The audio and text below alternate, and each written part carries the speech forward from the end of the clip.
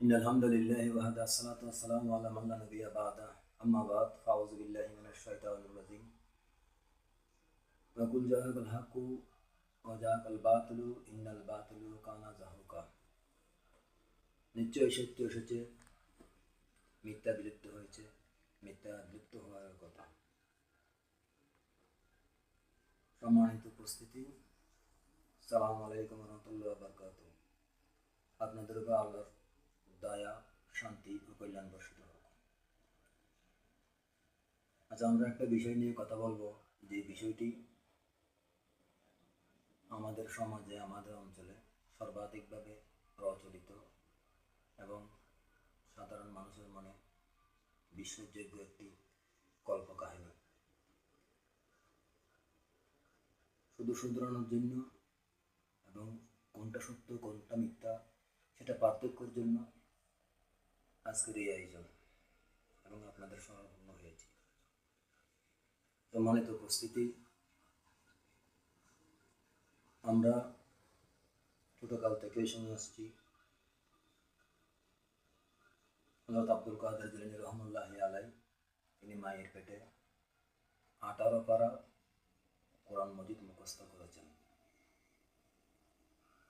এই কথাটা আমরা একদম ছোটকাল থেকে শুনে আসছি এবং এখন এটা সমাজে প্রচলিত। মানুষ এটাকে দৃঢ়ভাবে অন্তরে বদ্ধমূল করে ফেলেছে। এটার সত্য আর মিথ্যা কতটুকু সেটা আমরা আজকে পার্থক্য করবে আমরা দেখব। আমরা জানি আল্লাহ পাক সুবহানাহু ওয়া তাআলা বিশ্বনবী হযরত মুহাম্মদ মুস্তাফা সাল্লাল্লাহু আলাইহি ওয়াসাল্লামের উপর পবিত্র কোরআন অবতীর্ণ করেছেন এবং এই পবিত্র কোরআন অবতীর্ণের জন্য আল্লাহর সময় লেগেছে 23টি বছর। আল্লাহ পাক সুবহানাহু ওয়া তাআলা ধারাবাহিকভাবে আস্তে আস্তে ধীরে ধীরে পবিত্র কোরআন বিশ্বনবী হযরত মুহাম্মদ মুস্তাফা সাল্লাল্লাহু আলাইহি ওয়াসাল্লামের নাযিল করেছেন।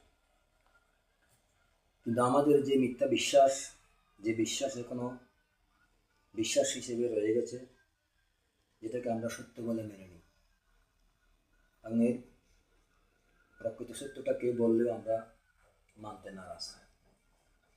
মূলত আমরা সঠিক জিনিসটা জানি না, সঠিক জিনিসটা জানতে চাই না।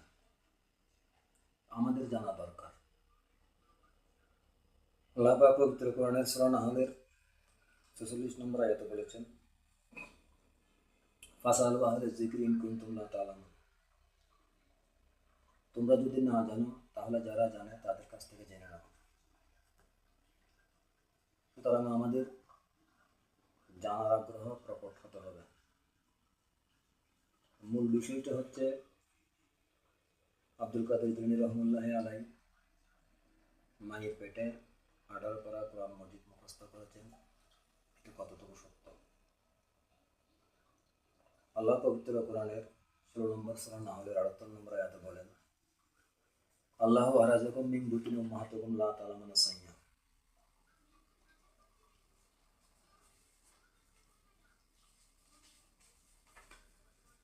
আল্লাহ তোমাদেরকে তোমাদের মায়ের পেট হতে যখন বের করেছেন এমন অবস্থায় তখন তোমরা কিছুই জানতে না। এই একটি আয়াত দিয়ে আল্লাহ পৃথিবীর আদি থেকে অন্ত পর্যন্ত সব মানুষের একটি ধারাবাহিকতা পরিষ্কার করেছেন, যে মানুষ মায়ের পেট থেকে কিছুই জানতে পারে না এবং মায়ের পেটে থাকা অবস্থায় কিছুই জানে না, শুধু একটু ব্যতিক্রম ছাড়া। আর সেই ব্যতিক্রমটা হলো মায়ের পেট থেকে যিনি কোরআন মজিদ নিয়ে এসেছেন তিনি হলেন আল্লাহর প্রেরিত নবী এবং বিশ্বনবী হযরত মুহাম্মদ মুস্তাফা সাল্লাল্লাহু আলাইহি ওয়াসাল্লামের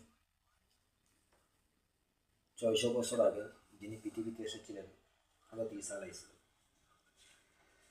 ঈসা আলাইহিস সালাম পবিত্র কোরআনের 19 নম্বর সূরা মারিয়ামের আমরা যদি 28 নম্বর আয়াত থেকে যদি পড়ি,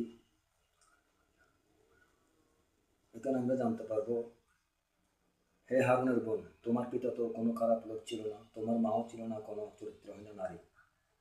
মরিয়ম বাচ্চাটির দিকে ইশারা করলো। লোকেরা বলল, আমরা এর সাথে কি কথা বলবো? তো দোল নাই, সাহিত্য একটি শিশু মাত্র। শিশুটি বলে উঠল, আমি আল্লাহর বান্দা, তিনি আমাকে কিতাব দিয়েছেন ও নবী বানিয়েছেন।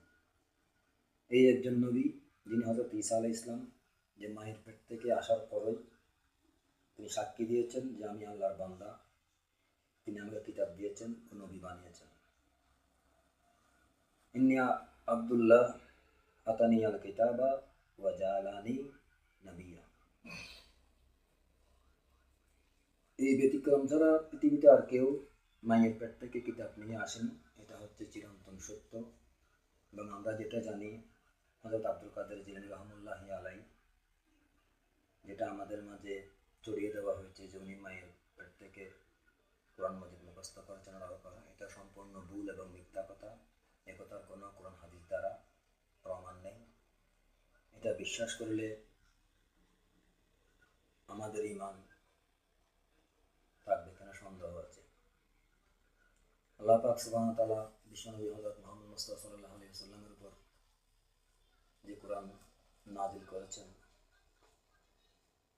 এই কোরআন নাজিল করতে আল্লাহ পাক সুবহানাহু ওয়া তাআলা ধীরে ধীরে আস্তে আস্তে নাজিল করে দিয়েছেন।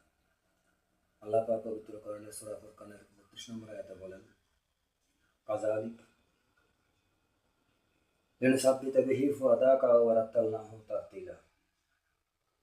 হ্যাঁ, এরূপ করা হয়েছে এই জন্য যে আমরা তা খুব ভালোভাবে তোমার মন মগজে বদ্ধমূল করেছিলাম, আর আমরা তা এক বিশেষ দ্বারা আলাদা আলাদা অংশ সজ্জিত করেছি। অর্থাৎ 23 বছর পবিত্র কোরআন নাজিল হতে 23 বছর সময় লেগেছে। এখন বিশ্বনবী হযরত মুহাম্মদ মুস্তাফা সাল্লাল্লাহু আলাইহি ওয়াসাল্লাম প্রথম 40 বছর নবুয়ত পান এবং 40 থেকে 23 বছর, 40 যোগ 23 63 বছর লেগেছে আল্লাহ যে নবী মুহাম্মদ মুস্তাফা সাল্লাল্লাহু আলাইহি ওয়াসাল্লামের পবিত্র কোরআন নাজিল করতে। সুতরাং আমরা যেটা জানি যে হযরত আব্দুল কাদের জিলানী রহমাতুল্লাহি আলাইহি মেয়ে পেটে যে কোরআন মাজিদ মুখস্থ করেছেন, এটা সম্পূর্ণ ভুল ও মিথ্যা। তিনি কোনো নবী ছিলেন না, রাসূলও ছিলেন না, সাহাবাও ছিলেন না এবং কোনো তাবিঈও ছিলেন না। তিনি একজন প্রখ্যাত আলেম। আল্লাহ তাহাকে রহমত বর্ষণ করুন। সুতরাং যেটা সত্য সেটা আমাদের মেনে নিতে হবে। এই সমস্ত মিথ্যা কল্পকাহিনী, এর দ্বারা আমাদের নিজেদের ঈমান আকীদার সমস্যা আছে এবং এই সমস্ত কিছু বিশ্বাস করলে আমাদের